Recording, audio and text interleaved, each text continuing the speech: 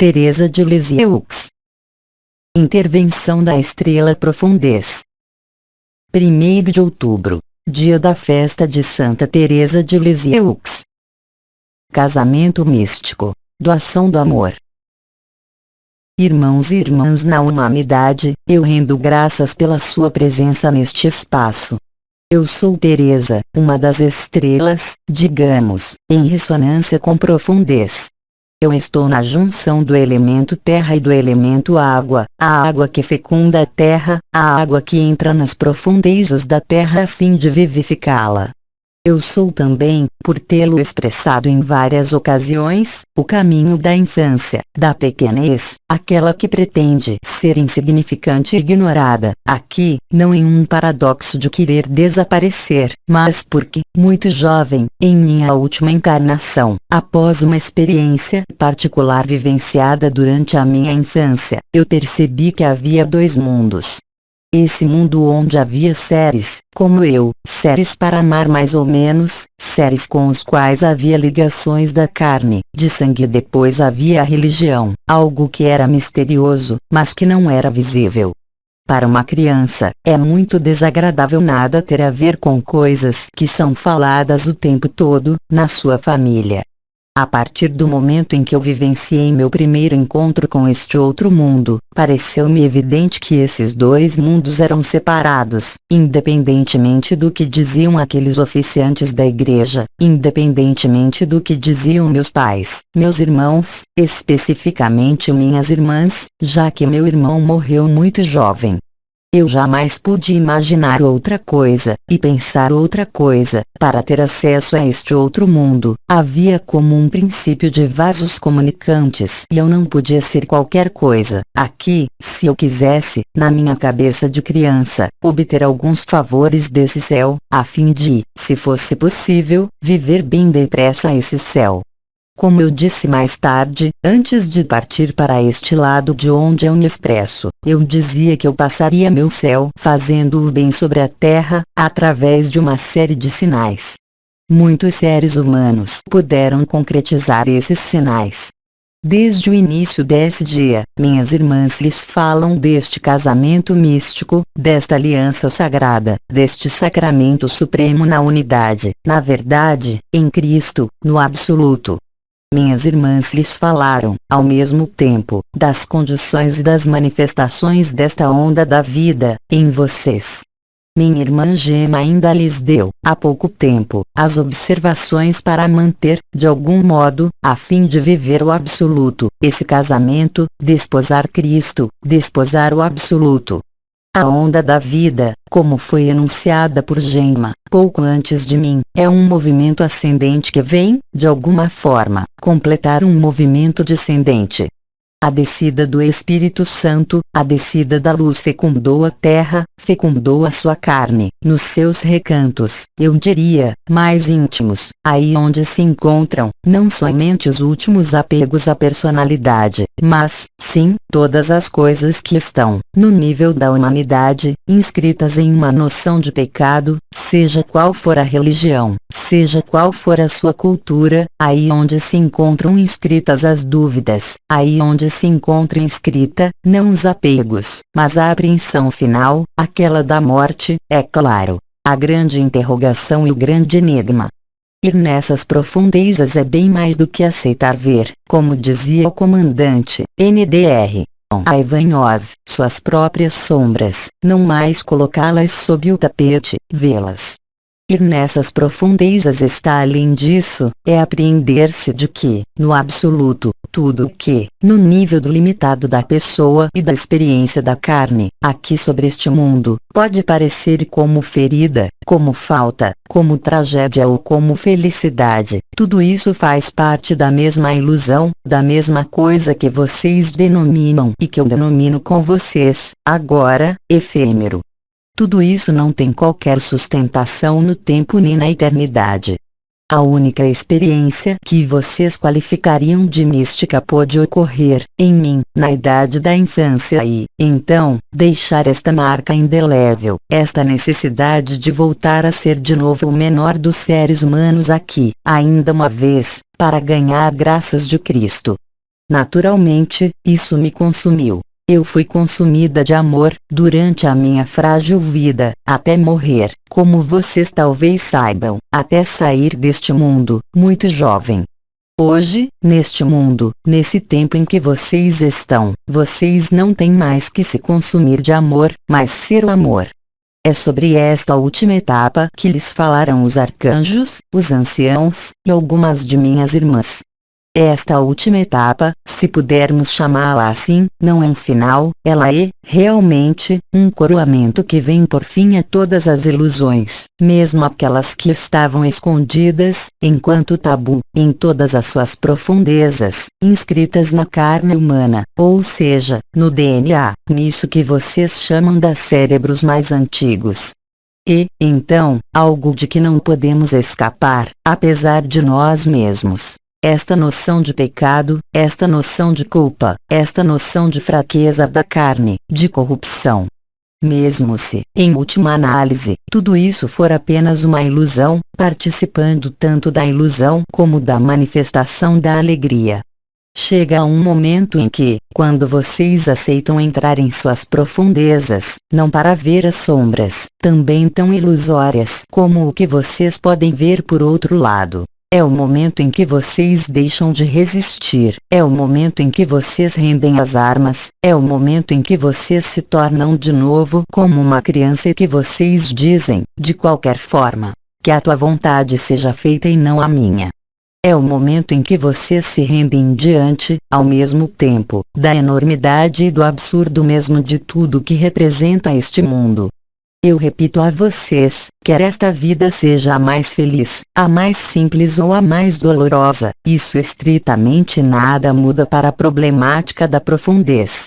O casamento místico, hoje, vem fecundar vocês. Quem se casa é, em última análise, nada mais senão vocês mesmos. Vocês mesmos no efêmero, indo vocês próprios para a eternidade. Esse momento notável que é oferecido a vocês, pois isso é uma das doações do manto da graça, representa a doação do amor de Cristo, a doação do absoluto. Dessa doação do amor, cabe a vocês apreender-se, na totalidade, como um cordão que lhes é trazido, em seu peito, na mais profunda das desordens, como de todas as alegrias. Ir até o mais profundo, não para ali discernir o que é sombra, o que é resistência, mas, sim, para alargar a dúvida, a apreensão, o medo desta carne perecível e para vencê-lo. Não por qualquer vontade, mas, sim, como isso foi dito e repetido, pela ação, ao mesmo tempo, da luz, da sua inteligência e, sobretudo, doravante, pela ação do manto azul da graça. Porque, naquele momento, vocês irão realmente viver este absoluto. Vocês irão constatar que há, em vocês, um estado diferente de tudo que pode ser experimentado. Vocês irão constatar que tudo que havia de peso, de corpo, de densidade, não existe mais para vocês. Vocês entram nas esferas da leveza e essa leveza não é simplesmente a alegria, nem simplesmente um estado de beatitude. É muito mais do que isso, e isso é oferecido a vocês. Não há qualquer barreira, não há qualquer obstáculo, não há nada entre vocês e isso, apenas a dúvida. Isso está muito além dos últimos apegos, já que é o último apego, não unicamente o medo do desconhecido ou da morte, mas o medo da transcendência desta carne perecível. A ascensão acontece, para vocês que estão presentes sobre este mundo, neste mundo, na sua carne. E é esta carne, denominada ilusória, que deve transfigurar, que deve ascensionar, com ou sem esta carne mais condensada. Entretanto, o casamento místico os faz descobrir uma passagem obrigatória que é aquela das suas próprias profundezas, que não é senão a última morte.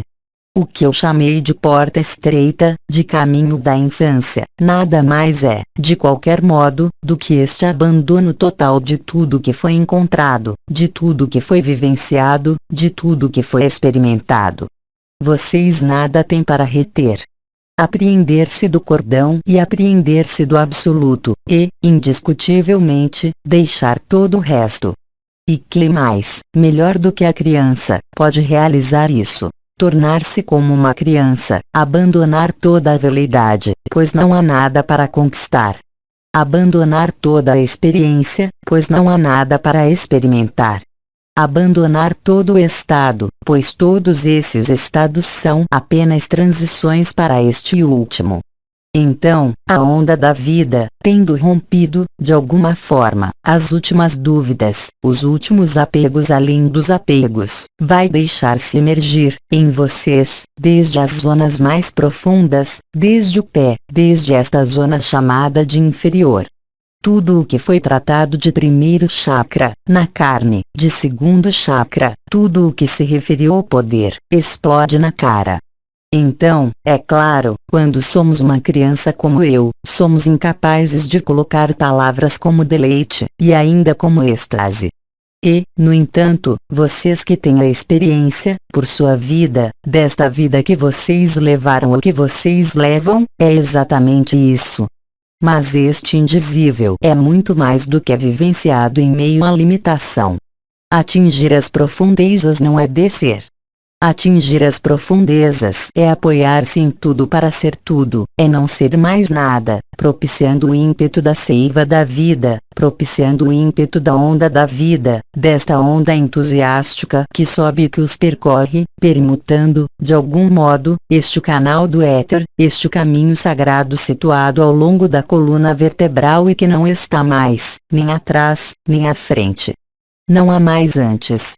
Não há mais depois. Não há mais atrás. Não há mais nada senão esta onda. A profundez é, certamente, o último obstáculo, porque, é claro, a luz sempre é concebida, e principalmente quando se é criança, como um ideal, como uma perfeição, como algo inacessível neste mundo que, talvez, seria acessível segundo as ações realizadas. É assim que eu tinha compreendido isso quando criança. Todas essas noções de dúvida, de proibição, de pecado, todas essas noções limitantes, frustrantes, não existiriam mais, uma vez liberada da carne, nos braços de Cristo. Então, é claro, apesar de serem representações, para mim, isso permitiu realizar o meu pequeno caminho, isso permitiu viver com toda a serenidade o fato de deixar este mundo. Embora ainda ligada, no sentido mais profundo, ao que restava da minha família, as minhas irmãs, a Cristo, eu dei esse passo, aquele de superar este medo, porque a partir do momento em que vocês superarem o medo, a partir do momento em que vocês superarem esse choque quando lhes disserem, quando vocês sentirem que vão desaparecer, vocês irão se aperceber, naquele momento, de que quanto mais vocês desaparecem, menos vocês desaparecem, de que quanto mais tudo se extingue, mais tudo se inflama, e é somente naquele momento que a onda da vida pode, efetivamente, apreendê-los e arrebatá-los. A morte, naquele momento, não é absolutamente, nem para temer, nem para projetar. O desaparecimento do efêmero, enquanto conservando, no momento, esta forma que vocês têm, deve ser, ao contrário, muito mais fácil, mas é o mesmo sentimento, aquele desta dúvida, aquele deste último apego à carne, ao que é perecível, é isso que a onda da vida vem realizar. Então, isso lhes pede não uma armadura de guerreiro, isso lhes pede não para combater e não para debater, isso lhes pede, simplesmente, para escapar, independentemente da maneira. Isso lhes pede, simplesmente, para aquecer a luz, aquecer ao absoluto, aquecer a Cristo, independentemente do que se manifesta em sua consciência, independentemente do que se manifesta neste corpo, independentemente do que se manifesta na personalidade ou mesmo naquele que contempla a luz. O que arriscar? O que temer? O absoluto é tudo. Ele é amor. Ele é luz. Este mundo não é. Tudo, na encarnação, quer seja o pior dos assassinos, quer seja o caminho da infância, quer seja o seu caminho pessoal, tudo, sem qualquer exceção, eu digo bem sem qualquer exceção, tem a mesma capacidade para ultrapassar. Vocês não podem julgar um caminho, pois esse caminho é pessoal. Cada caminho pessoal é diferente e todos os caminhos, em última análise, apenas podem levar ao absoluto e à eternidade. Compreender isso é aceitar ainda suas próprias dúvidas, não para dar-lhes mais peso, mais realidade, não para lhes se apegar, mas, bem mais, para vê-las pelo que elas são, coisas que passam. Como lhes disseram minhas irmãs, um pensamento pode passar. Então, quando vocês oram, quando vocês meditam, vocês podem ter pensamentos salutares, mais pensamentos ou muitos pensamentos, mas não importa. Porque, se vocês aproveitam, aí também, o tempo para se colocar, mesmo na contemplação da luz, nisso que nossos irmãos e irmãs chamam de si, como os arcanjos, então, no si luz, como no eu sombra, a transcendência.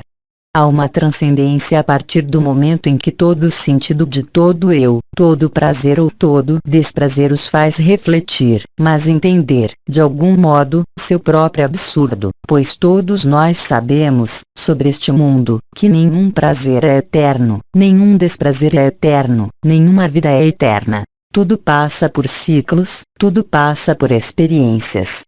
Então, qual experiência pode alterar, realmente, este outro mundo que é perfeito, que é o amor, a graça, que é repleto de anjos, de seres de luz?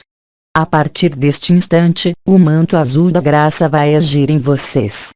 Porque ele vai dar, não a espera nem a esperança, mas ele vai deixar-se viver, realmente, ver, interiormente e em profundez, o absurdo total de tudo que não é amor. O amor não é dúvida. O amor não é nem o sofrimento, nem o prazer. O amor não é a alegria. Ele é muito mais do que isso. O amor é a própria natureza do que todos nós somos, sem qualquer exceção, quando todos os eu do parecer, quando todos os eu que nós mantemos, ou rejeitamos, se apagam, porque eles aparecem como o que eles são, absurdos. Mas isso não os designa a rejeitar, a desviar-se do nosso caminho de luz, mas, bem mais, a compreender que, finalmente e em última análise, não há nem caminho, nem sombra, nem alegria, nem dor, porque tudo isso vem do efêmero.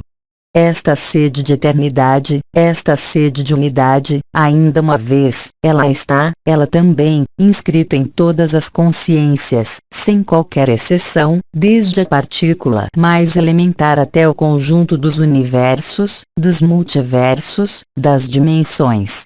Esse princípio é o mesmo, imutável, inalterável, de toda a eternidade, em todo o criado e no incriado. É isso que nós somos. Então, é claro, ir para as profundezas não é ir para o escuro, não é ir para o inferno outro que aquele no qual todos nós fomos confinados, é ir ao encontro do absoluto, transcender o si, transcender o eu sombra ou si luz, ir para este indizível, viver este indizível porque, assim que há o encontro, não pode mais ter perda, não pode mais ter separação. Tudo o que é verificado e percebido naquele momento, coloca-os definitivamente com Cristo, ou seja, sobre este mundo, mas não deste mundo. As ilusões desaparecem, resta apenas a certeza deste absoluto, a certeza deste inefável êxtase. Este é o casamento místico. Ter consciência, mesmo se isso ainda não foi vivenciado pela onda da vida, traz a certeza de que, no momento oportuno, no momento último deste mundo, vocês irão vivê-lo. Então, definitivamente, nada há que temer.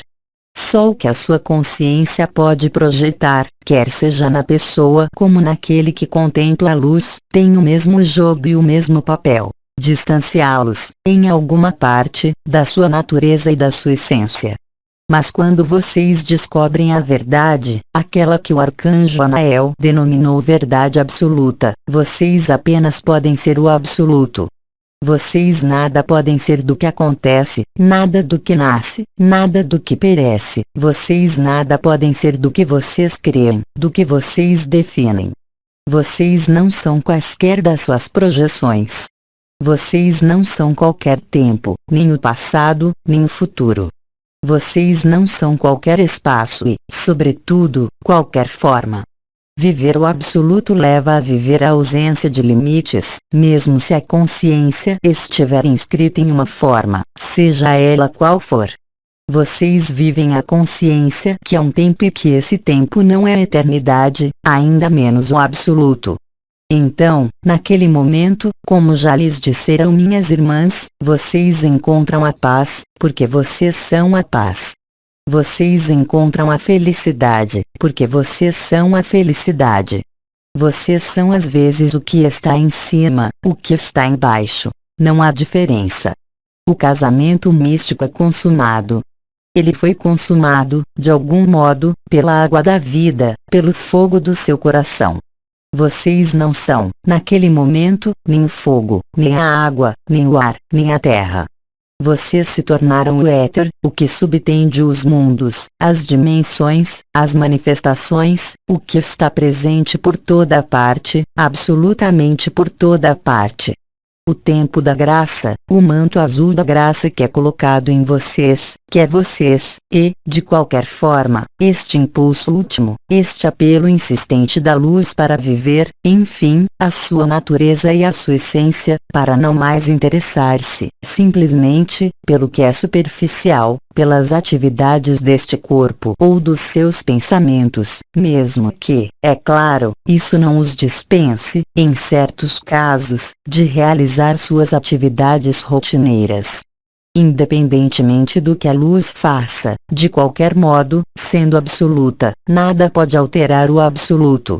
Quer vocês possam fazer ou quer vocês não possam mais fazer, a luz supre a todos.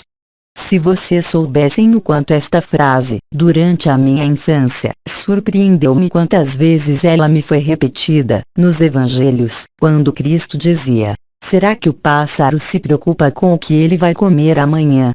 E eu me dizia, ainda criança, mas o pássaro não é um ser humano, o pássaro não construiu tudo o que nós construímos, nós, humanos. E então o pássaro estaria, em sua despreocupação, finalmente, mais perto da verdade? Ele seria verdade? Há muito tempo, desde o meu acesso ao que eu sou, eu compreendi que esta frase era estrita à verdade. Naturalmente, alguns podem viver esta frase pela vontade do ego, mas não é disso que eu falo. Disso, então, que eu falo, é o caminho da infância, ou seja, de que naquele momento, na infância, há despreocupação, espontaneidade. Ao que ainda não foi alcançado pelas obscuridades, assim denominadas, deste mundo, pela carne, pelas afecções, pelas feridas.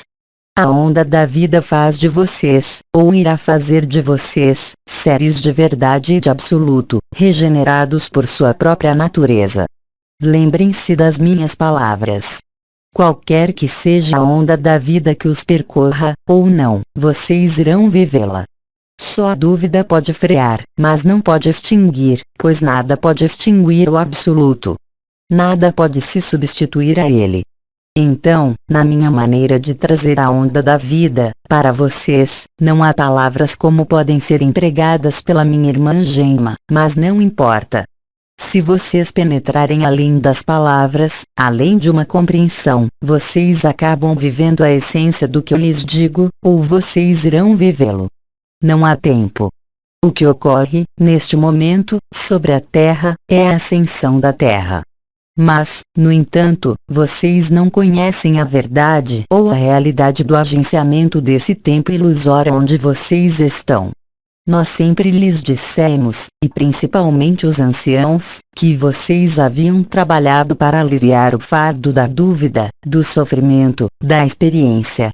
Hoje, vocês estão no estágio onde vocês irão descobrir ou irão viver a própria ilusão da experiência, pois muitas coisas foram realizadas, e nós lhes rendemos graças pelo que foi realizado. Mas, hoje, a ascensão da Terra é real e efetiva. Então, o ego, a pessoa, irá sempre se perguntar para saber se haverá os 3 dias, se haverá o apelo de Maria. Mas que apelo mais belo pode existir do que aquele da doação da graça a vocês mesmos, muito além de Maria, muito além de Cristo, muito além da nossa apresentação? se o manto azul da graça, que confirma o despertar da Terra, sua eternidade, pode evitar todo o resto, então, que assim seja. Porque querer imaginar, projetar, pensar que tudo isso será difícil, que a porta estreita é uma porta difícil de atravessar. Ela é difícil de atravessar para o ego, para a pessoa, com tudo que a congestiona, todas as ilusões, todas as crenças, todas as certezas também. Mas a onda da vida alivia o seu fardo. Ela vem liberá-los de tudo isso. Vocês não tenham dúvida. Vocês não estão limitados a nada. Sejam simples. Sejam esta infância. E o reino dos céus será seu, pois não há outro reino, não há outra verdade. A onda da vida que eu transmito, através dessas poucas palavras, é também testemunho. Mas eu dou testemunho do que de quem? Simplesmente de vocês, de cada um de nós, do que nós somos, no absoluto.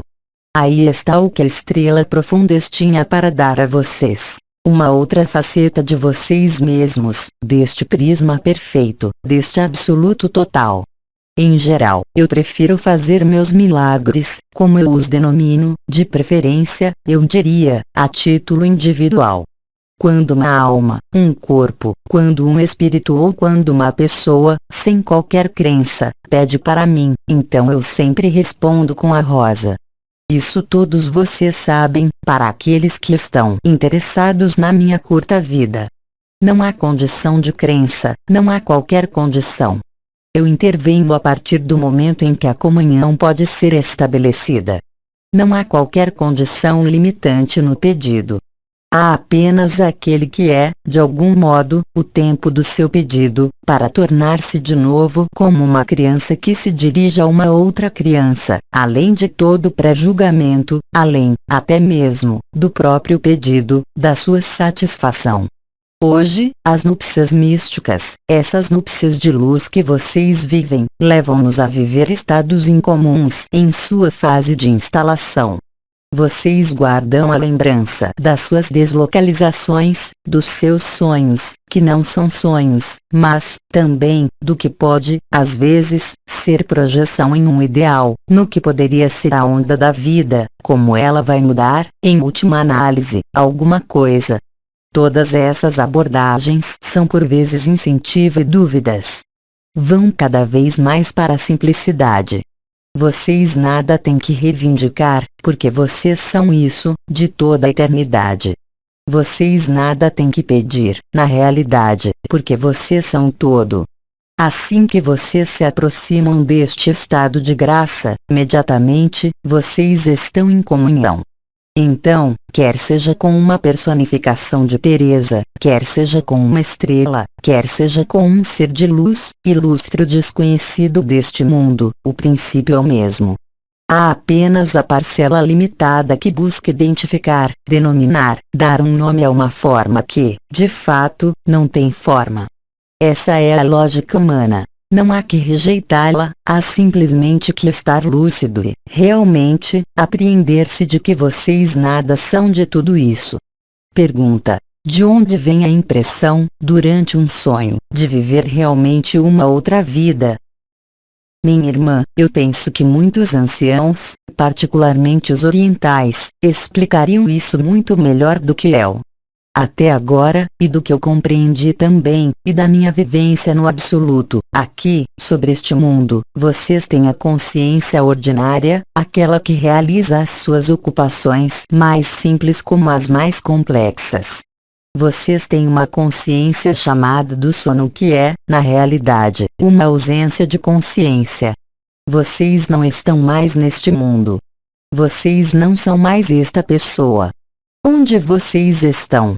E depois, neste sono, nesta consciência, há momentos de sono.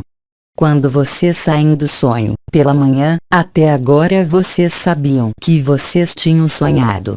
A particularidade desses tempos é que, seja qual for esse sonho, vocês não sabem mais quando vocês sonham.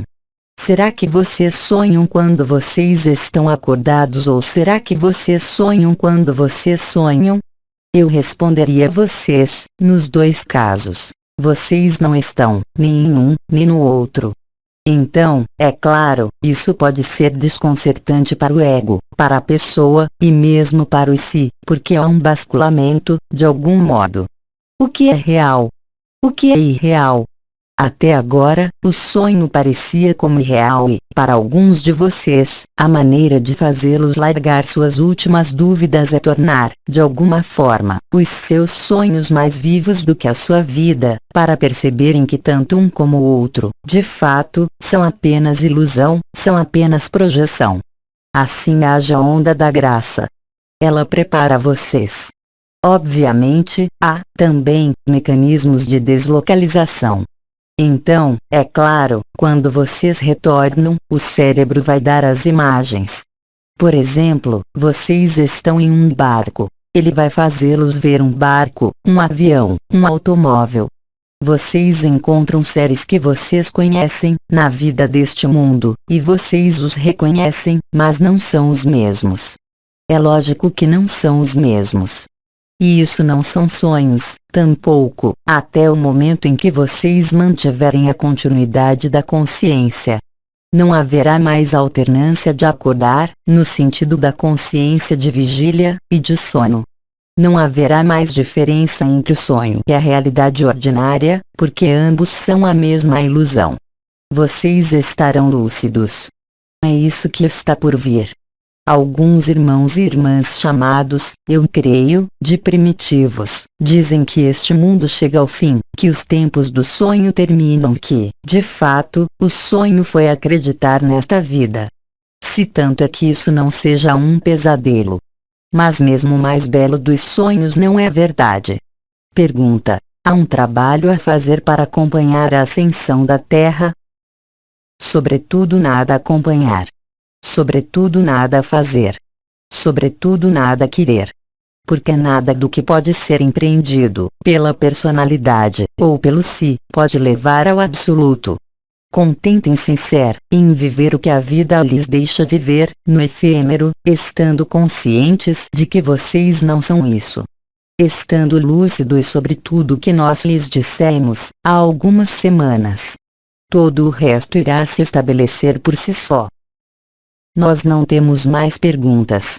Nós lhe agradecemos. Queridos irmãos e irmãs na humanidade, eu nada mais tenho para acrescentar sobre a onda da vida. Eu nada mais tenho para acrescentar sobre a profundez. Eu lhes agradeço por terem permitido falar com vocês, por ter vivenciado com vocês isso que alguns de vocês, aqui, agora, vivem, em verdade. E eu lhes digo: não, vocês não estão sonhando. Não, vocês não estão projetando nada. Não, vocês não estão imaginando nada. Essa é a estrita verdade de quem vocês são. Este absoluto, este indescritível amor. Vocês são a onda da vida e eu os aperto, todos vocês, em meu coração que é o seu coração. Até breve. Mensagem atemporal.